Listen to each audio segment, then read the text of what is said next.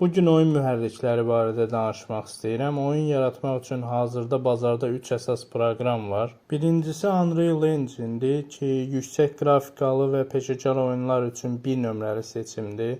Bundan başqa üstünlüyü kod yazmadan oyun yığmağa imkan verən Blueprint sistemi var. Unreal Engine-in ən böyük mənfisi qeyd etdiyim yüksək qrafikalara görə çox güclü sistem tələb etməsidir ki, əlinizdə yaxşı bir sisteminiz varsa mütləq bu proqramı yoxlamağa dəyər.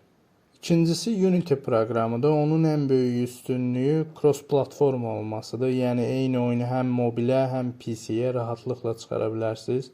Üstəlik internetdə yüzlərlə pulsuz dərs və hazır əssetlər var. Ən böyük mənfisi isə şirkətin bəzən yersiz komissiyalar tətbiq edə bilməsidir. Üçüncüsü isə Godot oyun mühərrikidir. Sizdən heç bir komissiya və ödəniş tələb etmir. Çox yüngül proqramdır.